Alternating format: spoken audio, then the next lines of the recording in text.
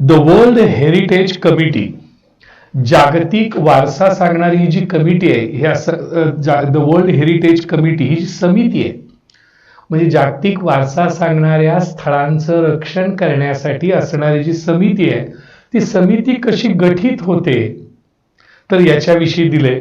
मी उजव्या साईडला थोडक्यात दिले की सर्वसाधारणपणे युनेस्कोमध्ये 210 कंट्रीज आहेत असं गृहीत धरा, अंदाजे 210 देश आहेत.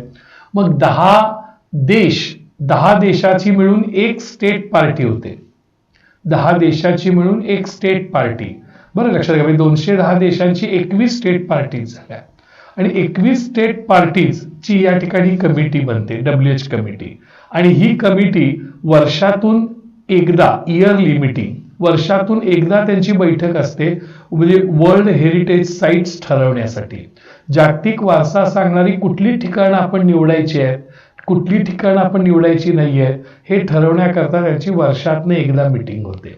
म्हणजे सर्वसाधारणपणे ही वर्ल्ड हेरिटेज कमिटी कशी बनते, तर सर्वसाधारण युनेस्कोमध्ये 200 सव्वा 200 जे देश आहेत त्यांच्या 8-10 देशांची एक स्टेट पार्टी होते. म्हणजे 210 देशांची अंदाजे 21 स्टेट पार्टीज होतात. आणि 21 स्टेट पार्टी जे आहेत म्हणजे 210 देशांचे 10 देशांचा मिळून एक प्रतिनिधी, असं करून 21 प्रतिनिधी, 21 स्टेट पार्टीज, याच्यामुळं वर्ल्ड हेरिटेज कमिटी तयार होते. आणि त्याची बैठक वर्षातून या ठिकाणी होते आणि ती जे लोक आहेत ते ठरवतात की ह्याला वर्ल्ड हेरिटेज साईट, जागतिक वारसा सांगणारं ठिकाण म्हणायचं की नाही. बघा, टुडे आज द वर्ल्ड हेरिटेज कमिटी, ज्याचा short form WHC, is the main group, हा मुख्य गट आहे, रिस्पॉन्सिबल, जो जबाबदार आहे, for establishing which sites will be listed as the UNESCO world heritage site, की कोणत्या ठिकाणांचं त्या यादीत समावेश करायचा युनेस्कोच्या वर्ल्ड हेरिटेज साइट म्हणून. वर्ल्ड हेरिटेज साइट म्हणून कोणत्या ठिकाणाचा समावेश करायचा, टू बी लिस्टेड म्हणजे यादीत समाविष्ट करणे, कोणत्या ठिकाणांचा समावेश करायचा हे ठरवण्यासाठी जबाबदार असणारी समिती म्हणजे ही वर्ल्ड हेरिटेज कमिटी आहे. The committee meets once a year, लक्षात घ्या, वर्षातून एकदा त्याची बैठक होते, मीट्स म्हणजे बैठक होणे.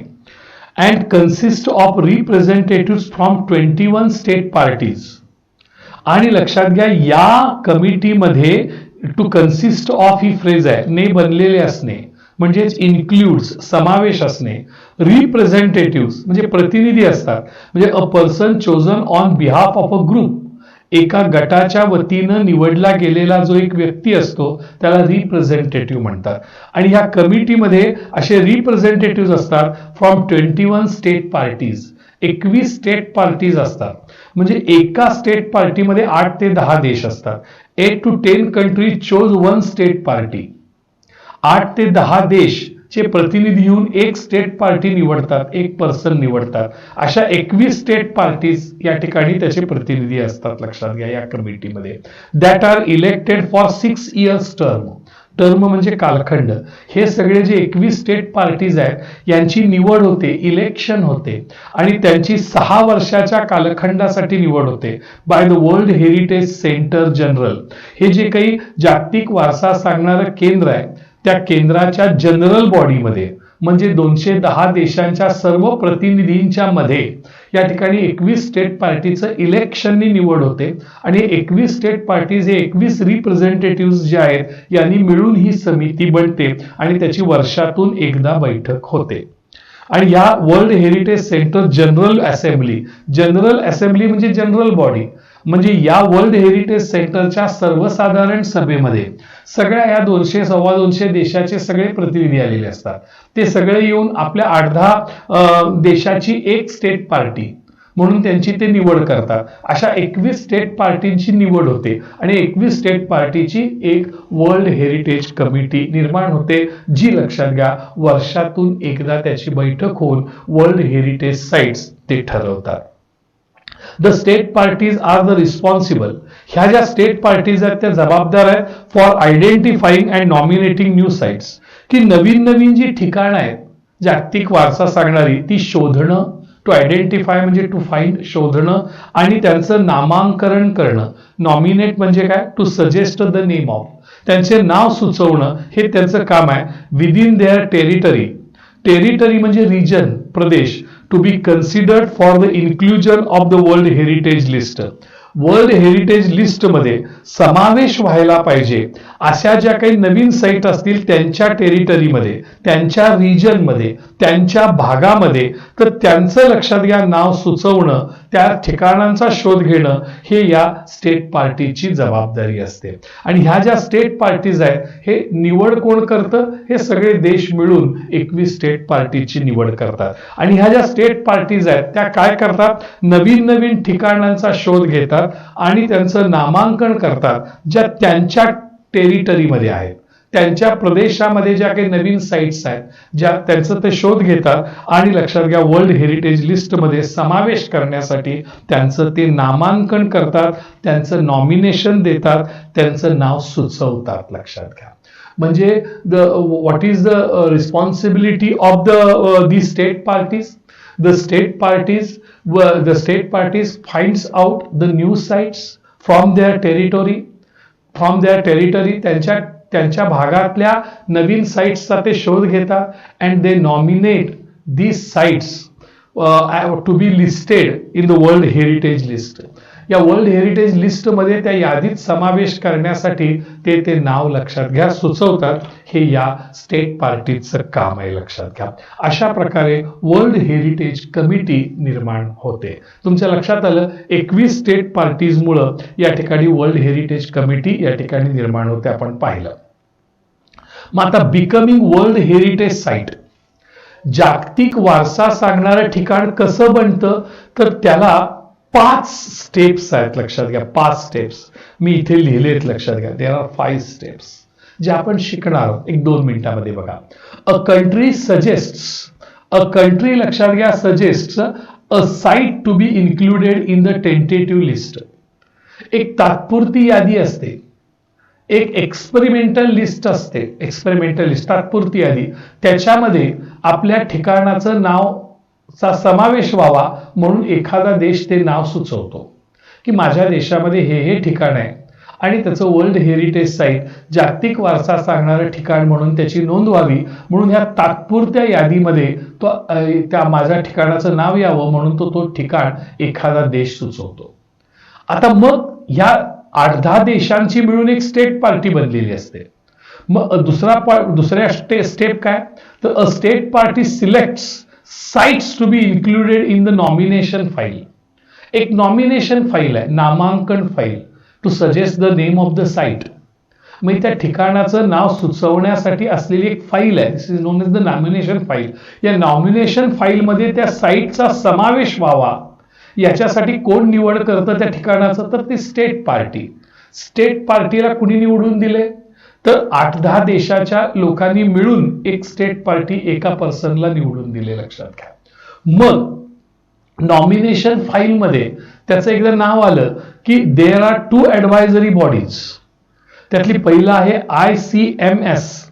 ICMS नावाची लक्षात घ्या या ठिकाणी एक बॉडी आहे. ICMS म्हणजे international council of monuments and sites. ही एक नावाची संघटना आहे. आणि दुसरी आहे WCU, वर्ल्ड कॉन्झर्वेशन युनियन. ह्या ज्या 2 ॲडवायझरी बॉडीज आहेत, सल्ला देणाऱ्या समिती आहेत, make review of the nomination file. या नॉमिनेशन फाईलचं परीक्षण करतात, तपासणी करतात ह्या 2 ॲडवायझरीज बॉडीज. एक ICMS. ICMS म्हणजेच लक्षात घ्या international council of monuments and sites. हे जे काही मंडळ आहे, ही जी संघटना आहे. आणि दुसरी आहे वर्ल्ड कॉन्झर्वेशन युनियन. ही दुसरी संघटना आहे. 2 ह्या ॲडवायझरी बॉडीज आहेत, सल्ला देणाऱ्या असोसिएशन्स आहेत. ह्या लक्षात घ्या नॉमिनेशन फाईलचं परीक्षण करतात. नंतर ह्या ज्या 2 बॉडीज आहेत they recommend the site to WHC. World heritage committee याला लक्षात घ्या त्या साइटची शिफारस करतात. रिकमेंड कोण करतात? ह्या 2 ॲडवायझरी बॉडीज.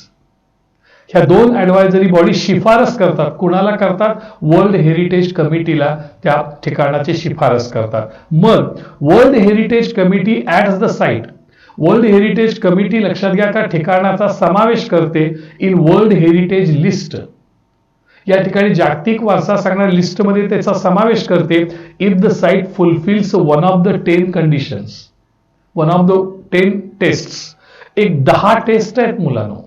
त्या 10 टेस्ट पैकी एका टेस्टमध्ये एक टेस्टची जर त्या एक कंडिशन, 10 कंडिशन्स आहेत, 10 कंडिशन्स आहेत, 10 अटी आहेत. जर तुम्हाला वर्ल्ड हेरिटेज साईट बनायचं असेल, जागतिक वारसा सांगणारं ठिकाण बनायचं असेल, तर देअर आर 10 कंडिशन्स. त्या 10 कंडिशन्स पैकी एक कंडिशन जर फुलफिल करत असेल तर लक्षात घ्या ही वर्ल्ड हेरिटेज कमिटी त्या ठिकाणाचा समावेश वर्ल्ड हेरिटेज लिस्टमध्ये करते.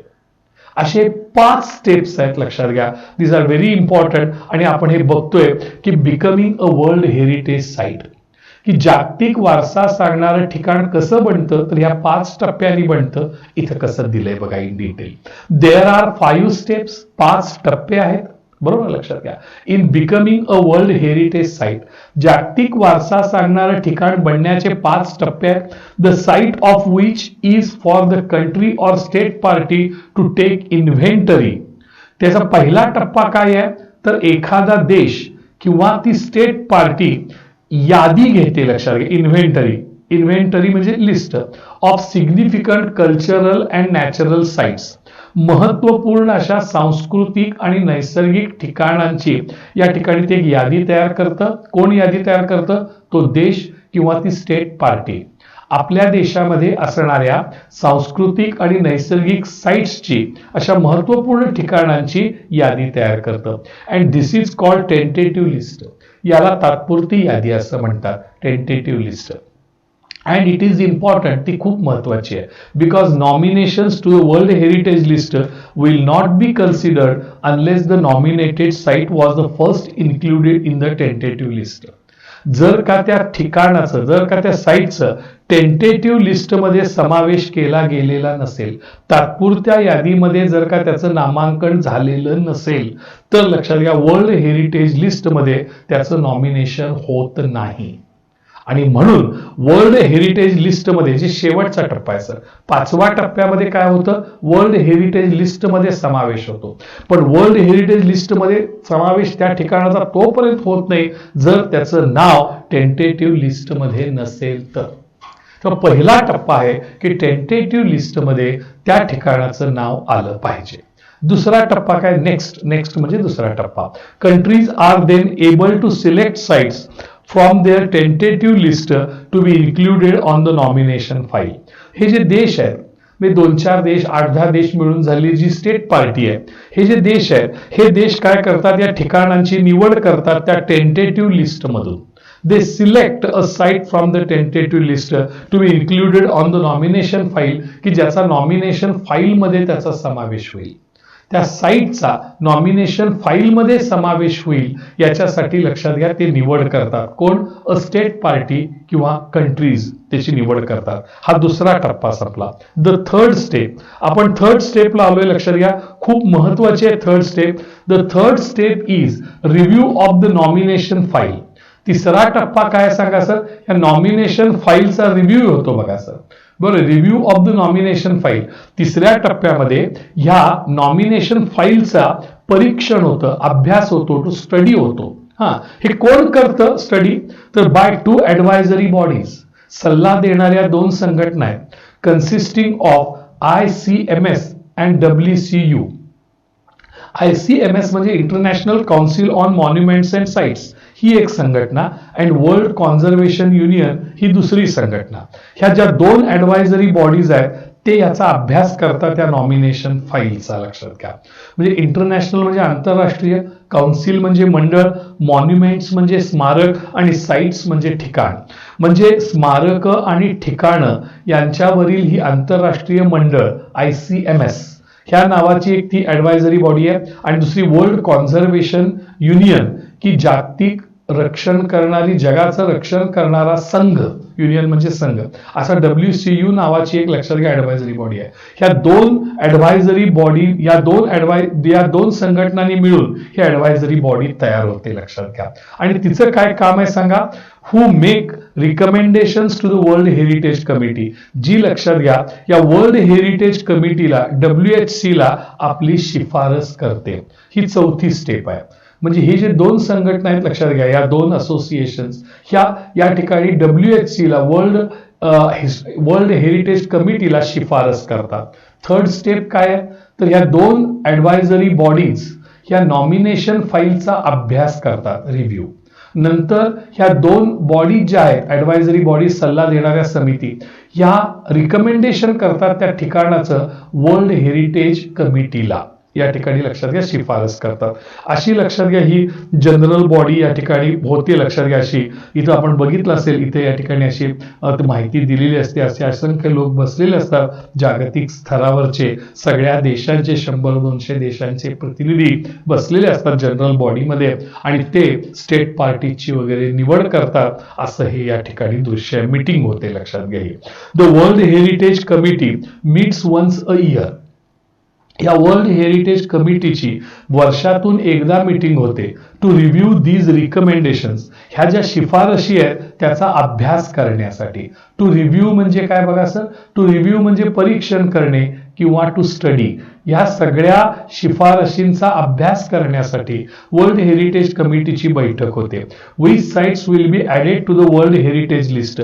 नंतर लक्षात घ्या ह्या वर्ल्ड हेरिटेज लिस्टमध्ये त्या ठिकाणांचा समावेश होतो.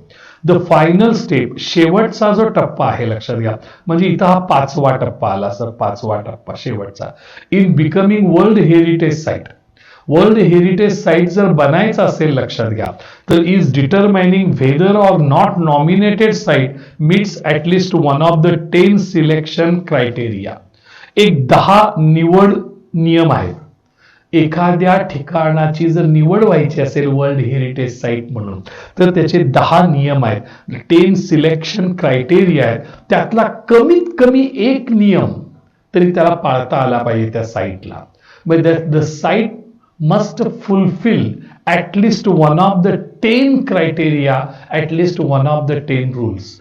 10 नियमापैकी कमीत कमी एक नियम तरी का होईना त्या साईटने पाळला पाहिजे. आणि जर पाळला तर मग ती वर्ल्ड हेरिटेज कमिटी जी आहे ती determines the world heritage sites.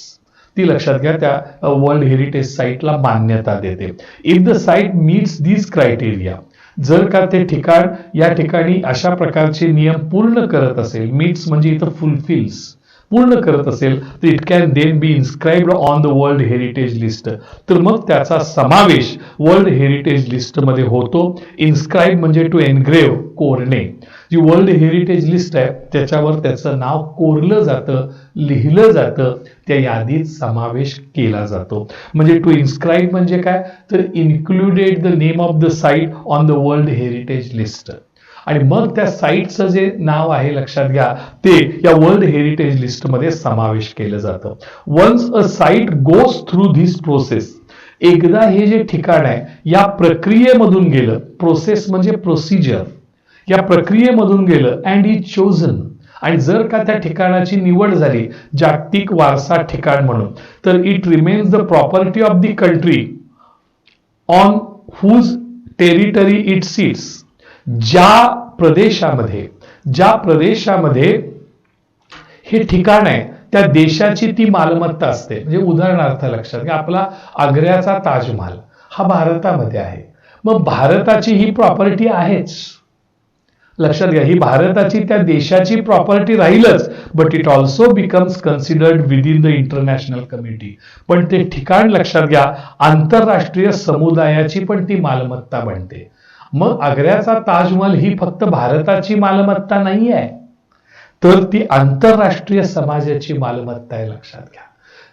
जे वर्ल्ड हेरिटेज साइट्स बनलेले आहेत ते फक्त आपल्या देशाची मालमत्ता नाही, ते लक्षात घ्या. वर्ल्ड हेरिटेज साईट्स ही त्या जगाची, आंतरराष्ट्रीय समुदायाची ती मालमत्ता असते. म्हणजे जर एकदा एखाद्या ठिकाणाची, if a site is chosen, if a site is selected in the world heritage list, जर का एखाद्या ठिकाणाची वर्ल्ड हेरिटेज लिस्टमध्ये जर का निवड केली गेली, तर it not only becomes the property of that country, तर ती केवळ त्या देशाची मालमत्ताच बनत नाही, but it becomes the property of the international community, तर ती आंतरराष्ट्रीय समुदायाची सुद्धा ती मालमत्ता बनते, फक्त आपल्या देशाची नाही. म्हणजे आज जे आपण बघतो आहोत, दिल्लीचा रेड फोर्ट असेल, त्याचं देखभाल करण्यासाठी पैसे कुठून येतात? फक्त भारत देत नाही, तर लक्षात घ्या युनेस्को देतं, वर्ल्ड हेरिटेज ट्रस्ट देतं, लक्षात घ्या. मग या ठिकाणी हैदराबादचा चार मिनार असेल, विजापूरचा गोल घुमट असेल, हे किंवा या ठिकाणी आपल्या आग्र्याचा ताजमहल असेल, किंवा रेड फोर्ट असेल, किंवा असे अनेक ठिकाणं जे असतील ज्याला वर्ल्ड हेरिटेज लिस्टमध्ये आपला समावेश झालेला आहे, ती फक्त भारताची मालमत्ता नाही, तर it is now the property of international community, तर ती आंतरराष्ट्रीय समुदायाची ती लक्षात घ्या मालमत्ता आहे. कारण because it is a maintained by the world heritage trust, कारण त्याची देखभाल जी आहे ती वर्ल्ड हेरिटेज ट्रस्ट कडून या ठिकाणी केली जाते. ही गोष्ट आपण लक्षात घेतली पाहिजे. Types of world heritage sites, आपले जे जागतिक वारसा सांगणारी जी ठिकाणं आहेत, लक्षात घ्या त्याचे प्रकार काय काय आहेत बघा. काही जागतिक वारसा सांगणारी ठिकाणं दिसत आहेत. ही चायना वॉल दिसतीये बघा सर, किती मोठी आहे बघा सर. अशी चायना भिंत आहे, चायना वॉल ज्याला म्हणतो, आणि अशी संपूर्ण खूप मोठी अशी आहे. हे माझ्या मते इजिप्त मधले वगैरे पिरॅमिड्स मधला वगैरे हा भाग असेल. हा काही माझ्याकडे माउंटेनवरचा भाग आहे बघा सर, पर्वतावरचा भाग आहे. हा माझ्या अंदाजाने चायनीज किंवा नेपाळ मधल्या वगैरे अशी काहीतरी मंदिरं वगैरे या ठिकाणी दिसत आहेत. ही पण तिकडलीच अशी काहीतरी चायनीज मधली किंवा नेपाळ तिकडल्या भागातली अशी काही मंदिराची स्टाईल आपल्याला वेगळी अशी दिसत आहेत. तर या ठिकाणी आपल्याला बघता येईल, लक्षात घ्या. पुढे आपण बघितलं की 2009 साली as 2009 in 2009 there are 890 world heritage sites. 890 world heritage sites आहेत that are located in 148 countries. इथं दाखवले बघा सर, 148 देश आहेत आणि 148 देशामध्ये 890 वर्ल्ड हेरिटेज साइट्स आहेत, लक्षात घ्या. 689 of these sites are cultural. याच्यापैकी 689 जे आहेत ते कल्चरल आहेत, सांस्कृतिक वारसा सांगणारे आहेत, लक्षात घ्या, सांस्कृतिक वारसा सांगणारे. मग त्याची दोन एक्झाम्पल्स आहेत, ती काय काय बघा sir. Sydney opera house, Sydney opera house in Australia. Australia मधलं सिडनी ऑपेरा हाऊस आहे बघा सर. माझ्या मते हे ऑपेरा हाऊसचं चित्र आहे बघा सर, ऑस्ट्रेलिया मधलं. बरोबर आहे सर. सिडनी ऑपेरा हाऊस हे कल्चरल, सांस्कृतिक वारसा सांगणारे हे ठिकाण आहे, लक्षात घ्या. In Australia. And historic centre in Vienna in Austria. Austria मधलं historic centre of Vienna, historic centre of Vienna ही जी आहेत, लक्षात घ्या, सांस्कृतिक वारसा सांगणारी ठिकाणं आहेत. म्हणजे लक्षात घ्या, त्या देशाची संस्कृती, त्या देशाचं वाङ्मय, त्या देशाची कला या संदर्भाची माहिती देणारे हे सेंटर्स आहेत, कल्चरल साइट्स आहेत, लक्षात घ्या. 689 या ठिकाणी आहेत, त्यापैकी हे एक उदाहरण. मग आणखीन आहेत 179, ते नैसर्गिक आहेत, नॅचरल. बघा बरं, पुढे आपण जाऊया आणखी. There are 176 are natural and features such as locations of. 176 natural ठिकाण आहेत, नैसर्गिक ठिकाण आहेत. आणि उदाहरणार्थ for example US Yellowstone and Grand Canyon national park. अमेरिकामधला येलोस्टोन आणि ग्रँड कॅनियन नॅशनल पार्क, हे जे फिगर आहे लक्षात घ्या, ही ग्रँड कॅनियन नॅशनल पार्कची आहे बघा सर. ही प्रचंड मोठी अशी, अजून वर वगैरे या साईडला अशी लक्षात घ्या कॅनियन. आणि इथं सगळे पार्क वगैरे सगळे इथे खूप मोठं असं ग्रँड कॅनियन नॅशनल पार्क आहे. ह्याला फक्त नैसर्गिक, इट्स अ नॅचरल साईट लक्षात घ्या, वर्ल्ड हेरिटेज नॅशनल साईट आहे लक्षात घ्या. अशा 176 आहेत सर. देर आर 176 आहेत. त्याला येलो स्टोन आहे आणि नॅशनल पार्क आहे लक्षात घ्या. इथं ग्रँड वगैरे सांगितलं तुम्हाला मी आता. आणि 25 ज्या आहेत त्या कल्चरल आणि नॅचरल अशा दोन्ही मिक्सड आहेत. त्याच्यामध्ये पेरू देशातला माचू पिचू या नावाचा भाग आहे लक्षात घ्या. माचू पिचू बघूया आपण. तर इथं आणखीन एक आहे, there are 25 world heritage sites. 25 जागतिक वारसा सांगणारी ठिकाणं आहेत. Are considered mixed, that is natural and cultural. नैसर्गिक पण आहेत आणि सांस्कृतिक पण आहेत लक्षात घ्या. असे मिक्सड आहेत, संमिश्र आहेत. त्याच्यात पेरू, पेरू हे देशाचं नाव sir. This is the country. Peru हे काय सांगा सर, देशाचं नाव आहे. आणि माचू पिचू, माचू पिचू नावाचं जे लक्षात घ्या हा प्रकार आहे, या ठिकाणाचं नाव आहे. हे ठिकाण लक्षात घ्या नैसर्गिक दृष्ट्या आणि सांस्कृतिक दृष्ट्या महत्व असलेले ठिकाण आहे पेरू देशामधलं. Is one of this. Italy has the highest number of world heritage sites with 44. Italy जे आहे लक्षात घ्या त्याच्यामध्ये वर्ल्ड हेरिटेज साइट सर्वात जास्त आहेत इटली देशामध्ये.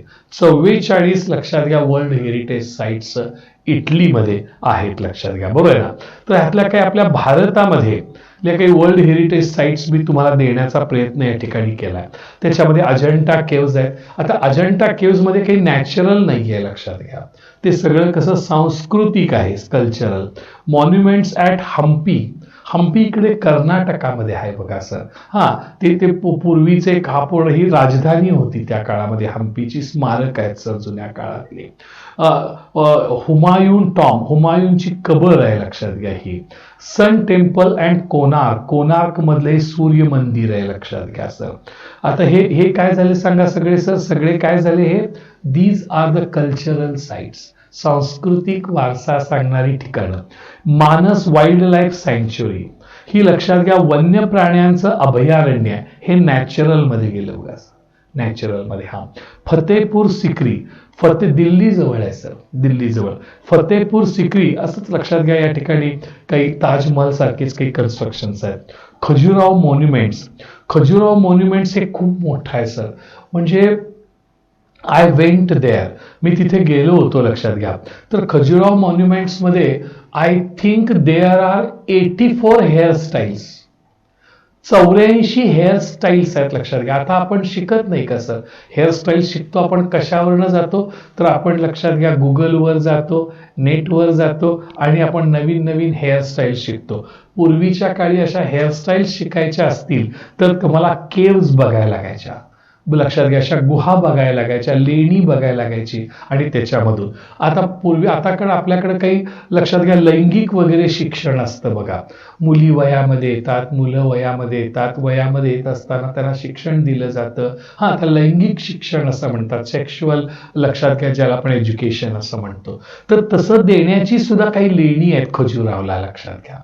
की खजुराहोला अशी काही सेक्शुअल एज्युकेशनच्या काही या ठिकाणी लेडीज आहेत. म्हणजे खूप मोठं आहे sir, but this is the लक्षात, खूप मोठं एज्युकेशन सेंटर आहे खजुराहो मॉन्युमेंट्स हे लक्षात घ्या. इट्स व्हेरी नाईस वर. तिथे तुम्हाला म्हणजे पोटाची आतडी, म्हणजे पोट फाडल्यानंतर कसं दिसेल पोट, मेंदूची रचना कशी असेल, हृदयाची रचना कशी असेल लक्षात घ्या, हार्ट कसं असेल, डायजेस्टिव्ह सिस्टीम कशी असेल, आपली ब्रेन कसं असेल, हे सुद्धा तुम्हाला दगडामध्ये कोरून दाखवलेलं आहे लक्षात घ्या. म्हणजे या खजुराहो मॉन्युमेंट्स मध्ये जर तुम्ही गेलात तर तुम्हाला असं दिसून येईल, आजकाल ज्यांना चांगले मार्क्स पडतात, ज्यांना उत्कृष्ट मार्क्स पडतात लक्षात घ्या, अशा लोकांना मेडिकलला जातात, इंजिनिअरिंगला जातात. पूर्वी जी मुलं हुशार आहेत, अत्यंत बुद्धिमान आहेत, हुशार आहेत, ज्यांना नॉलेज आहे, बायोलॉजिकल नॉलेज आहे लक्षात घ्या, आर्टिस्टिक नॉलेज आहे, अशा मुलांना राजे लोक बोलवत असत हे लेणी बनवण्यासाठी लक्षात घ्या, फॉर एज्युकेशन पर्पज. अशी खजुराहो मॉन्युमेंट्स आहेत. बुद्धिस्ट मॉन्युमेंट्स आहेत गौतम बुद्धाची लक्षात घ्या. महाबोधी टेम्पल आहे बिहारमध्ये, बिहारमधले महाबोधी टेम्पल खूप छान आहे. हा उत्तर प्रदेश मधला आग्रा फोर्ट आहे लक्षात घ्या, आग्र्याचा किल्ला आहे. आणि हे छत्रपती शाहू टर्मिनस, लक्षात घ्या. छत्रपती शिवाजी टर्मिनस आहे, लक्षात घ्या. हे कुठं आलं सांगा सर? मुंबईमध्ये आहे, मुंबईमध्ये. हा, लक्षात घ्या. आणि नालंदा विद्यापीठ हे सगळं जगातलं पहिलं विद्यापीठ, लक्षात घ्या सर, युनिव्हर्सिटी, नालंदा युनिव्हर्सिटी अशा ठिकाणी चालायची. ही सगळी ऐतिहासिक ठिकाणं आपण पाहतो आहोत, लक्षात घ्या. इथंही काही या ठिकाणी, हा मी तुम्हाला सारखं म्हणत असलेला चार मिनार हैदराबादचा, मुंबईचं गेटवे ऑफ इंडिया, लक्षात घ्या.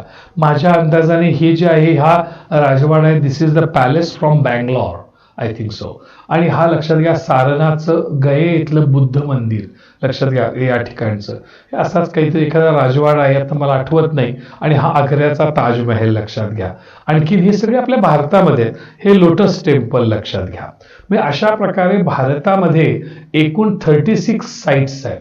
त्यातले 28 कल्चरल आहेत आणि 7 नॅचरल आहेत आणि 1 कल्चरल आणि नॅचरल असे मिक्स आहेत. हे जर बघायचं असेल तुम्हाला, तर तुम्हाला नेटवर जाऊन या ठिकाणी पाहता येईल, लक्षात घ्या. या ठिकाणी आपण हे पाहतो आहोत.